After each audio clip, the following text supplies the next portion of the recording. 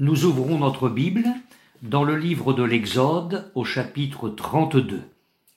Nous lirons dans quelques instants le verset 4. Nous nous souvenons que les enfants d'Israël ont réclamé des dieux qui iraient devant eux.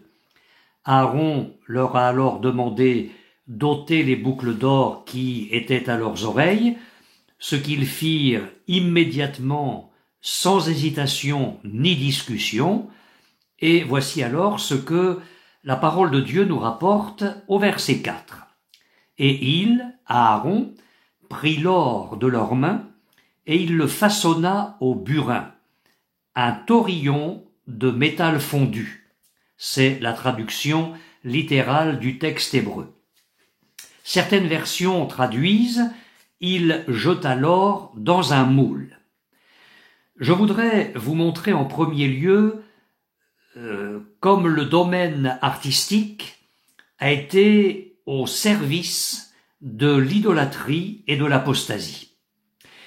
Lorsque, plus tard, Aaron doit rendre des comptes à Moïse et lui expliquer comment le peuple a pu en arriver à un tel degré de corruption, il dit « Ils m'ont dit, fais pour nous des dieux qui iront devant nous, car ce Moïse, l'homme qui nous a fait monter hors du pays d'Égypte, nous ne connaissons pas ce qui lui est arrivé. Je leur ai donc dit, qui a de l'or? Ils se sont enlevés l'or, et ils me l'ont donné. Je l'ai jeté dans le feu, et il est sorti, ce taurillon. » Extraordinaire, vous ne trouvez pas? Aaron jette l'or au feu, et hop, il en sort un veau. Ce rapport fait à Moïse est quelque peu simpliste, et nous pourrions en rire si la situation du peuple n'était pas aussi horrible aux yeux de Dieu. L'or n'est quand même pas sorti du feu en forme de veau, comme si personne n'était intervenu dans cette affaire. Non, la réalité, et elle apparaît clairement dans le verset 4 que nous venons de lire, est qu'il y a eu un moule, comme le traduisent la version seconde et d'autres versions. Le texte original hébreu est plus précis encore. Vous l'avez entendu. Aaron a pris l'or de la main des Israélites et il l'a façonné. Il l'a travaillé au burin pour en faire un taurillon de métal fondu. Une parenthèse, l'art de travailler l'or est très ancien. Dès les temps les plus reculés, il y avait dans la péninsule du Sinaï des mines et des fonderies exploitées par les Égyptiens.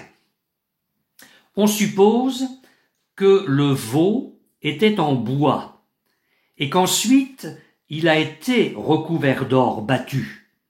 En effet, les grandes statues des dieux chez les anciens étaient en bois, recouverts de plaques d'or. Si, effectivement, il y a bien eu un moule, comme le traduisent certaines versions, ce moule ne s'est pas fait tout seul. Est-ce Aaron seul qui l'a fabriqué? Est-il été aidé de quelques ouvriers? Probablement, mais la Bible est silencieuse à ce sujet. Si cette idole était en bois, recouverte d'or, est-ce Aaron qui a sculpté le bois et a ensuite façonné l'or au burin? Des bonnes volontés pleines d'un zèle spontané lui sont-elles venues en aide? Des hommes habiles doué de talent dans le domaine de la sculpture? Là encore, l'Écriture ne précise rien sur ce point. Mais un veau a bien été façonné et recouvert d'or. Ce qui est certain, dans toute cette terrible affaire, c'est que des capacités, des talents artistiques au sein du peuple ont servi à copier les nations païennes, le monde religieux idolâtre, et à sombrer dans l'apostasie et la corruption. Il serait bon que, dans les églises, les personnes, leurs talents et leurs instruments et ustensiles soient purifiés et sanctifiés par l'Esprit de Dieu, afin de ne pas façonner le veau moderne d'une apostasie relouquée au goût du jour. Qu'il ne nous présente pas une pâle imitation d'un monde qui sait faire mieux en la matière, mais qu'il pratique les œuvres à la gloire de Christ. Nous avons une illustration de la pensée de Dieu à ce sujet lors de l'édification du tabernacle. Nous lisons dans l'Exode au chapitre 40, les versets 9 et ensuite les versets 12 à 15, l'Éternel parla à Moïse et dit : « Tu prendras l'huile d'onction et tu en oindras le tabernacle et tout ce qu'il renferme, et tu le sanctifieras avec tous ses ustensiles. Tu feras avancer Aaron, tu l'oindras et tu le sanctifieras pour qu'il soit à mon service dans le sacerdoce. Tu feras approcher ses fils et tu les oindras comme tu auras oint leur père, pour qu'ils soient à mon service dans le sacerdoce. » Vous remarquez donc que tout, personne et ustensile, devait être au bénéfice de l'onction. Qu'est-ce que cela implique pour nous aujourd'hui dans la nouvelle alliance? Une puissante effusion de l'Esprit sur tout le peuple de Dieu. Un prédicateur, oint de l'Esprit de Dieu, ne parle pas comme les orateurs de ce monde. Un chanteur, revêtu de l'onction de l'Esprit, ne chante pas comme les stars adulées par les foules. Les musiciens, remplis du Saint-Esprit, ne s'excitent pas sur leurs instruments, à l'instar des idoles déchaînant des salles de spectacle pleines à craquer. Non, lorsque l'onction repose sur une personne, cette onction transparaît dans la prédication, dans le témoignage, dans le chant ou dans la musique. Et les résultats, les fruits portés, sont de même nature que l'onction. C'est la loi de l'espèce. L'onction apporte un attouchement céleste et divin sur les personnes et sur leur service. Ces personnes sont et agissent d'après le modèle des choses d'en haut. Le Saint-Esprit les y pousse dans une sainte, une douce et une puissante contrainte. Et ceux et celles qui sont au contact de ces chrétiens remplis du Saint-Esprit en reçoivent tout le bénéfice divin. Les personnes et leurs talents artistiques, quand il y en a, ne suffisent pas dans l'œuvre de Dieu. C'est l'Esprit qui vivifie, nous dit Jésus. Dans l'Église de Jésus-Christ, dans l'œuvre de Dieu, nous ne pourrons jamais nous passer de la personne, de la puissance, de l'onction, des dons et des qualifications du Saint-Esprit. Mes frères et sœurs, ne l'oublions jamais. Malheureusement aujourd'hui, beaucoup de soi-disant chrétiens ne comprennent plus ce langage. Derrière les mêmes mots, on ne met plus les mêmes réalités. À l'époque de Néhémie, des Juifs avaient pris des femmes asdodiennes, ammonites, moabites, et la moitié de leurs fils parlaient l'asdodien et ne savaient plus parler le juif, la langue du peuple de Dieu. Ils ne connaissaient que la langue de tel ou tel peuple. Vous trouverez cela dans le livre de Néhémie au chapitre 13, les versets 23 et 24. Il en est malheureusement ainsi aujourd'hui dans de nombreuses églises. À force de compromis, de mélanges, d'alliances conscientes et volontaires avec le monde, avec son esprit, avec son langage, la nouvelle génération de chrétiens ne parle plus la véritable langue du peuple de Dieu.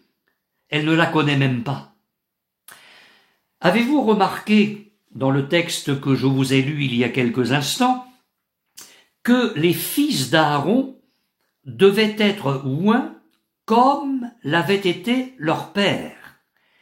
Il n'y avait pas une onction pour l'ancienne génération représentée par Aaron et une onction différente pour la nouvelle génération montante, les fils d'Aaron.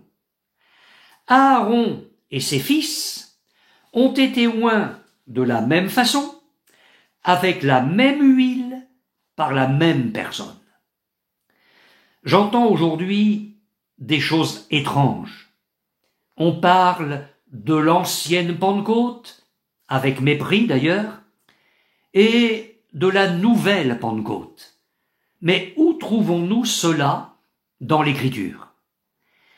L'effusion puissante de l'Esprit annoncée de la part de l'Éternel par le prophète Joël englobe les diverses générations et même les diverses classes sociales. Écoutez plutôt. « Je répandrai mon esprit sur toute chair, dit l'Éternel. Vos fils et vos filles prophétiseront. Vos vieillards auront des songes, et vos jeunes gens des visions. Même sur les serviteurs et sur les servantes, dans ces jours-là, je répandrai mon esprit. » Joël chapitre 2, les versets 28 et 29. Si je comprends bien ma Bible, Dieu s'adresse à tous, sans distinction d'âge, de sexe, de niveau social, aux adultes, la génération présente, à la génération qui précède mais qui est toujours là, les vieillards, et à la génération qui monte, les fils et les filles. Dieu fait également allusion aux serviteurs et aux servantes. Et vous savez que l'apôtre Pierre a cité ces paroles de Joël dans son discours le jour de la Pentecôte à Jérusalem.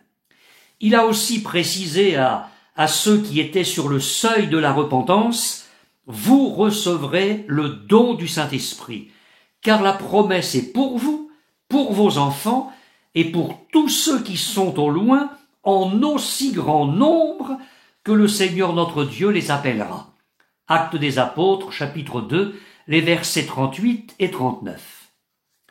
Aucune distinction de race, ni de situation géographique. Le pentecôtisme biblique est indispensable, irremplaçable, immuable et universel. Le pentecôtisme du XXIe siècle doit être celui du 1er siècle. Mes frères et sœurs, ayons soif de cette vie puissante pour nous, pour nos aînés et pour nos jeunes. Venons à Jésus et buvons.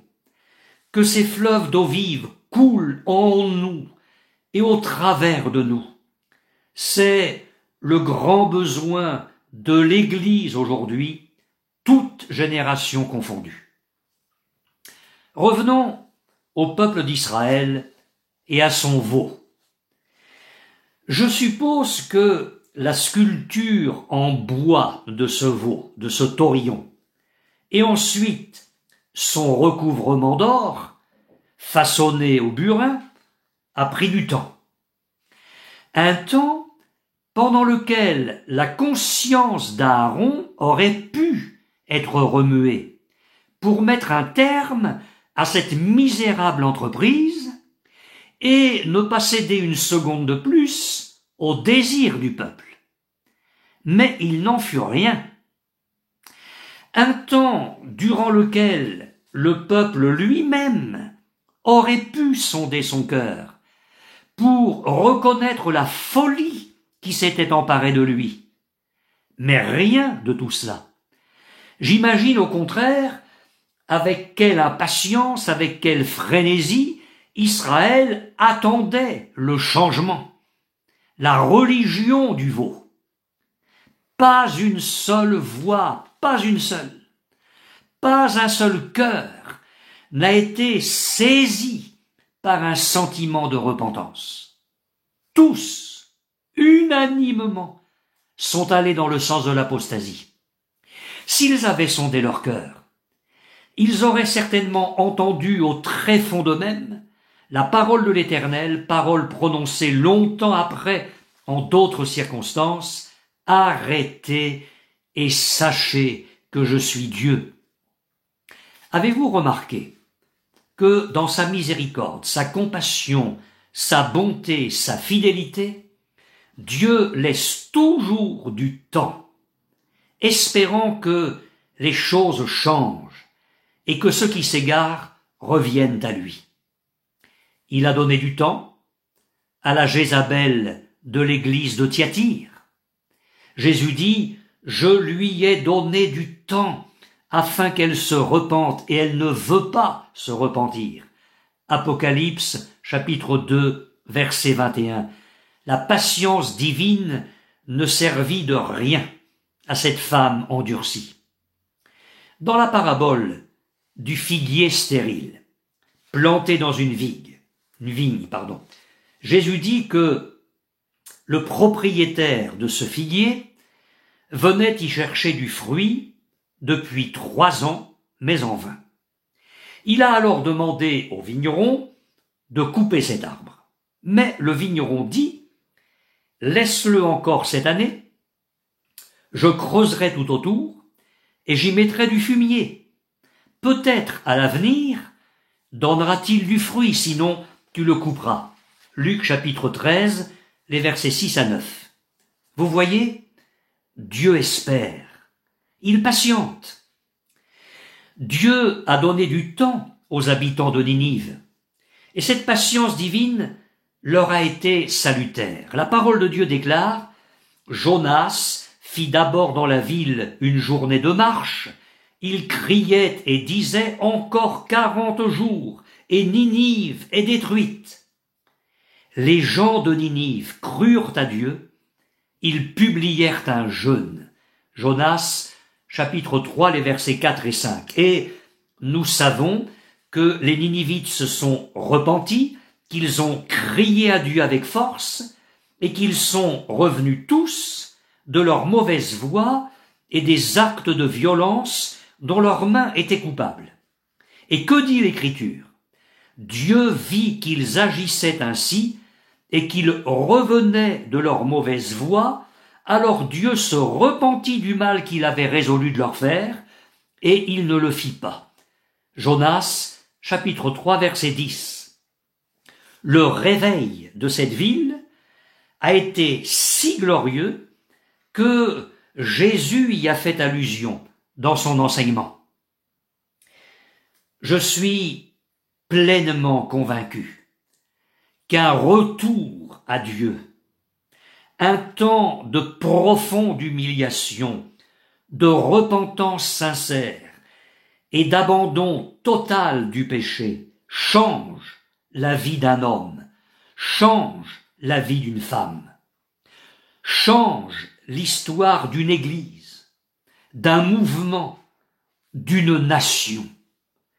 Les récits bibliques et l'histoire de l'Église et des réveils au fil des temps confirment ce que je suis en train de vous dire.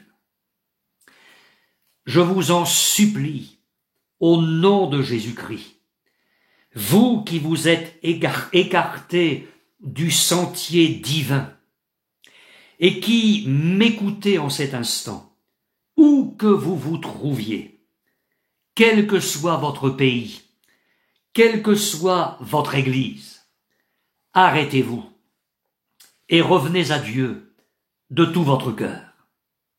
Je sais que certains ne reviendront jamais parce qu'ils ne le veulent pas et qu'ils persévéreront pour leur malheur et pour leur ruine dans la voie de l'apostasie.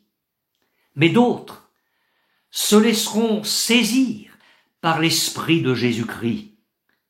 Puissiez-vous être de leur nombre. La Bible dit, le Seigneur ne tarde pas dans l'accomplissement de la promesse, comme quelques-uns le croient, mais il use de patience envers vous, ne voulant pas qu'aucun périsse, mais voulant que tous arrivent à la repentance. Première épître de Pierre, chapitre 3, verset 9. J'en viens maintenant à la réaction d'Aaron quand la statue du veau a été érigée sur son piédestal. Aaron représente à ce moment-là ce que j'appellerais le ministère de la confusion. La confusion, relevons les 3 étapes. Premièrement, le constat d'Aaron. Nous lisons le verset 5 du chapitre 32 de l'Exode. Et Aaron vit. Aaron voit, comme le traduit au présent la version d'André Chouraki. Aaron mesure maintenant du regard ce qui se passe. Il est en train d'évaluer les conséquences de sa propre lâcheté, de sa faillite, cédant au désir du peuple. Deuxième étape, l'édification d'un autel. Poursuivons la lecture du verset 5. Et il bâtit un autel devant lui. Après avoir façonné le veau d'or, il bâtit un autel, mais sans briser le veau d'or qu'il venait de travailler au burin. Il pouvait encore le faire. Il aurait mieux valu plaire à Dieu que d'entretenir les faveurs d'un peuple apostat.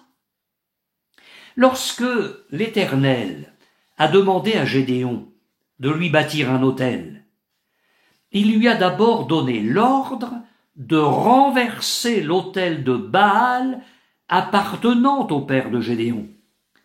Vous trouverez ce récit dans le livre des Juges, chapitre 6, verset 25 et suivant. Dieu, notre Dieu, n'est pas le Dieu du mélange, ni le Dieu des amalgames. Comment aurait-il pu y avoir l'autel de l'Éternel en présence de l'autel de Baal? Même au sein du paganisme, l'Éternel a le souci de sa gloire. Lorsque les Philistins se sont saisis de l'arche de l'Alliance, l'arche de Dieu, et qu'ils l'ont placée dans la maison de leur dieu Dagon, ce dernier s'est retrouvé le lendemain la face contre terre devant l'arche. Et le surlendemain, il était étendu la face contre terre, mais cette fois-ci, sa tête et ses 2 mains étaient abattues sur le seuil, et il ne lui restait que le tronc. Alléluia! Premier livre de Samuel, chapitre 5, les versets 1 à 4. Dieu et Dagon dans la même maison, mais c'est inconcevable. Nous allons maintenant examiner notre texte de beaucoup plus près. Nous avons lu, et il, Aaron, bâtit un autel devant lui. Devant lui. Lui, ce n'est pas Aaron, mais c'est le veau. Traduction David Martin et Osterwald. Il bâtit un autel devant le veau. Traduction Taube, donc traduction œcuménique de la Bible. Il bâtit un autel en face de la statue. Traduction en français courant et traduction de l'école biblique de Jérusalem. Il bâtit un autel devant la statue. Il n'y a aucun doute possible au niveau de ces traductions. La traduction du Semeur dit d'ailleurs « Aaron construisit un autel devant le veau ». Cette religion de la confusion ne semble pas gêner Aaron, bien au contraire, il contribue à son lancement, si j'ose dire. Un Aaron qui est complètement dépassé par les événements.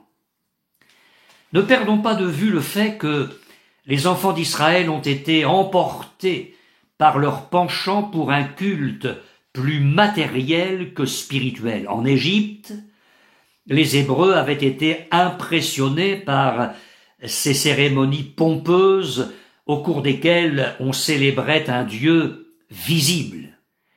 Les divinités du pays ne manquaient pas, et au moins on pouvait les voir. Elles n'étaient pas comme ce Dieu mystérieux et invisible auquel Moïse s'adressait. L'idolâtrie égyptienne avait donc laissé de profondes traces dans ces âmes encore fragiles du peuple de Dieu. Le même danger guette les églises aujourd'hui. Heureuses les églises qui n'ont pas succombé à la tentation d'une pseudo-spiritualité selon leur propre conception, selon leur goût ou même selon leurs besoins. Le vrai Dieu n'est pas le produit de l'imagination de l'homme ni de ses innovations. Il est tout autre. Et c'est seulement à travers la révélation qu'il nous donne de lui-même que nous devons le rencontrer pour vivre avec lui des relations conformes à sa volonté. De tout temps, nous le savons, les hommes ont eu la tentation de falsifier la vérité et de lui substituer leur propre vérité, particulièrement en matière de religion et de foi. L'apôtre Paul a écrit à l'église de Corinthe « Nous ne falsifions point la parole de Dieu comme font plusieurs, mais c'est avec sincérité, mais c'est de la part de Dieu que nous parlons en Christ devant Dieu. » Seconde épître aux Corinthiens, chapitre 2, verset 17. Mes frères et sœurs, nous sommes appelés à vivre par la foi, et non selon nos désirs, nos impressions, nos idéaux personnels. Même si nous ne nous prosternons pas devant un veau d'or, la faute d'Israël reste un avertissement sérieux pour nous tous, et nous le sentons fort bien. La troisième étape dans la confusion après le constat d'Aaron et l'édification d'un autel a été la proclamation d'une fête en l'honneur de l'Éternel. Nous lisons en effet la fin du verset 5. Et Aaron cria et il dit « Demain, une fête pour l'Éternel ». Aaron avait commis une première faute en cédant au peuple et en façonnant un veau. Une première concession va en amener une autre. Très vite, il va s'enfoncer dans la voie des ténèbres, même s'il proclame à grands cris une fête en l'honneur de Dieu. Comment pouvons-nous comprendre le message que Aaron est en train d'adresser au peuple? Soit ce veau d'or est perçu comme une représentation de l'Éternel, ce qui en soi est une abomination, et serait alors la perception corrompue d'un peuple en pleine dérive, soit Aaron, l'homme à la faiblesse coupable, voyant la tournure idolâtre que prennent les événements, tente de sauver la situation en orientant les festivités vers l'Éternel. Dans le but de retenir le peuple sous son autorité, il prend alors la direction de la fête qui se prépare. Après avoir cédé aux pressions perverses des Israélites, il bascule dans de graves compromis. Quel que soit l'angle sous lequel on examine ce verset, la conclusion est malheureusement dramatique. Le peuple est conduit dans la confusion la plus totale et Aaron en porte la lourde responsabilité. Dans ces temps de graves crises spirituelles, la sécurité du peuple de Dieu est d'être fondée sur le solide fondement de Dieu qui reste debout, avec ses paroles qui lui servent de sceau. Le Seigneur connaît ceux qui lui appartiennent et quiconque prononce le nom du Seigneur, qu'il s'éloigne de l'iniquité. Seconde épître à Timothée, chapitre 2, les versets 19 et 20. Le peuple de Dieu doit faire preuve de beaucoup de discernement. Fuir les ministères qui, pour plaire aux hommes, n'hésitent pas à s'engager dans les festivités du compromis, de la confusion et du désordre, et s'attacher fortement à l'enseignement vrai, pur, non frauduleux, non flatteur, non cupide, d'hommes qui n'ont comme seul souci que la gloire de Dieu et la fidélité à sa parole. Amen.